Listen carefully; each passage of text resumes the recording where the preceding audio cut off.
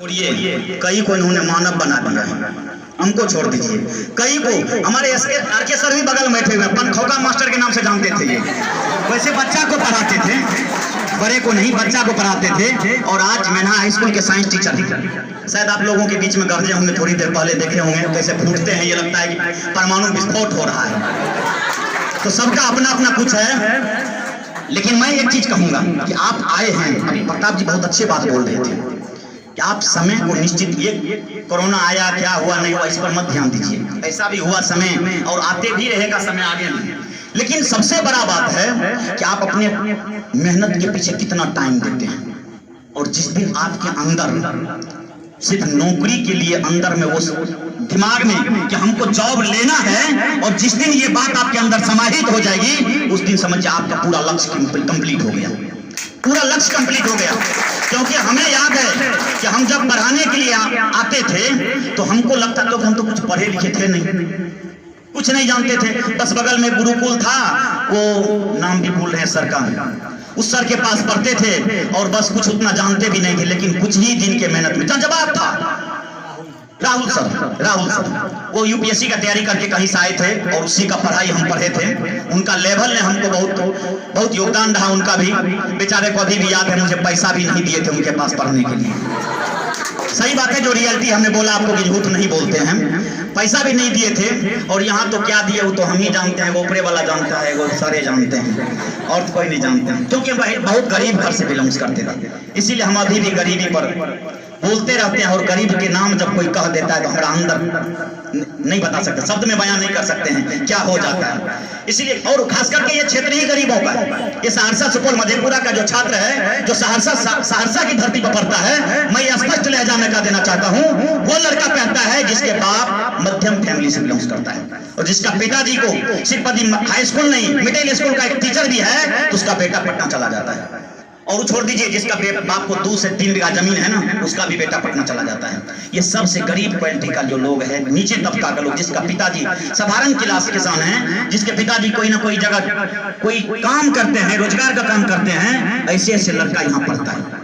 इसीलिए हम कहेंगे कि आपके मुखरा से ही पता चल जाता है, आपके चेहरा देखकर पता चल जाता है कि आप कैसे बाप का बेटा है, कैसे परिवार से बिलोंग करते हैं। इसलिए मैं कहूंगा कि जीवन में संस्थान कितना खुल जाए, आपके अंदर जो जज्बात है ना, वही सफलता की आखिरी सीढ़ी तक पहुंचा सकती है। आपके अंदर जो जज्बात है, कोई संस्थान एक से दिल्ली का क्या नाम है उसका, राकेश यादव, वहां जाके पढ़ लीजिएगा, कुछ नहीं होगा, कुछ नहीं होगा। और इस एसएमटीसी से भी रिजल्टों की भरमार आई है, इससे भी। लेकिन बस फर्क आपके ऊपर पड़ता है कि आप अध्ययन कितना करते हैं, कितना समय देते हैं पढ़ने के पीछे। हम बता रहे थे कि हम कुछ नहीं जानते थे, लेकिन दिन रात एक करे हुए थे, 2-2 बजे रात तक हम पढ़ते रह जाते थे। आपको कभी एक चीज याद होगा, कभी ट्रेन पकड़ना होता है ना, तो रात में 5-6 बार नींद खुलता है, ऐसा अनुभव हुआ होगा। ऐसा होता क्या है, आपके दिमाग पर टेंशन है कि ट्रेन पकड़ना है। यदि एक टेंशन जिस दिन आपके दिमाग में आ जाएगा हमको नौकरी लेना है, उस दिन आपको नींद आना खत्म हो जाएगा। वो जो खा करके भात दाल चोखा सोते हैं, वो तो मिलेगा नहीं मिलेगा, फिर भी किताबें उल्टे ले रखिएगा। ये चीज है। हमने यहाँ पर आया और हम शुरुआत किए पढ़ाना, तो मुझे तो बहुत कुछ तैयारी था नहीं, लेकिन दिन रात एक करके मेहनत किया। 4:30 बजे जग करके 5 यहाँ 6 बजे से क्लास होती थी, 5:30 में वहाँ चलते थे, क्योंकि 26 से 28 मिनट लग जाता था साइकिल से आने में यहाँ पर। हमको इतनी जज्बात थी। इसीलिए हम कहते हैं कि जज्बात के साथ कुछ कीजिए, कोई बड़ा छोटा कुछ नहीं है।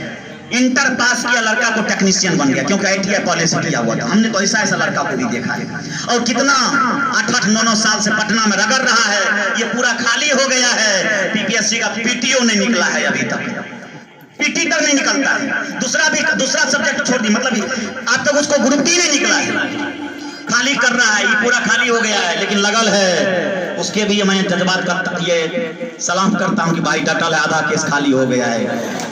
जो होता है सबका वो होगा कि नहीं होगा वो भी डाउट है, लेकिन एक चीज है, ये पूरा भी खाली हो जाए कोई बात फर्क नहीं पड़ता है। जिस दिन नौकरी हो गया ना, दरवाजे पर स्कॉर्पियो भिट्टा लगना शुरू हो जाएगा।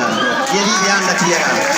इसीलिए कुछ भी हो जाए, भोजन नहीं मिले, हड्डी बचा रहना चाहिए, मांस नहीं है, कोई फर्क नहीं पड़ता है। सिर्फ शरीर पे मांस नहीं है, हड्डी बचा रहना चाहिए। और जिस दिन नौकरी हो गया ना, अपने आप स्वतः सब चीज हो जाएगा। दो चार को बीमारियों हो गया होगा, वो स्वतः ठीक हो जाएगा, स्वतः ठीक हो जाएगा। इसीलिए हम तो कहेंगे कि यदि जहाँ नर्सरी है, टीचरों का नर्सरी है, इसमें तो कितने को नौकरी हुआ उसका तो हम नहीं बता सकते हैं।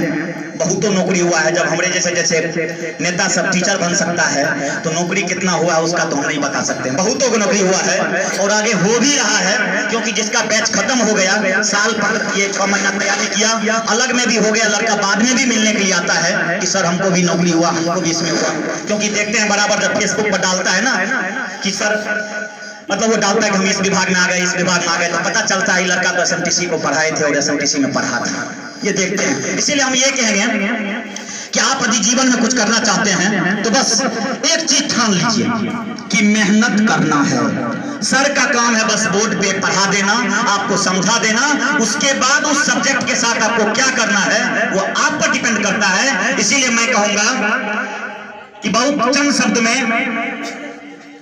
हरिवंश राय बच्चन की वो लहरें, वो शब्द याद आ रहा है मुझे कि लहरों से डरकर नौका पार नहीं होती, कोशिश करने वालों की कभी हार नहीं होती। यदि कोशिश करते रहिएगा तो जीवन में आज न कल, कल न परसों सफलता अवश्य मिलेगी। बस एक शब्द जाते जाते कहेंगे कि नन्ही चींटी जब दाना लेके चढ़ती है, चढ़ती दीवार पर सवार फिसलती है, मन का विश्वास रगों में साहस बढ़ता है, चढ़कर गिरना गिरकर चढ़ना ना करता है, आखिर उसकी मेहनत बेकार नहीं जाती, कोशिश करने वालों की कभी हार नहीं होती। बस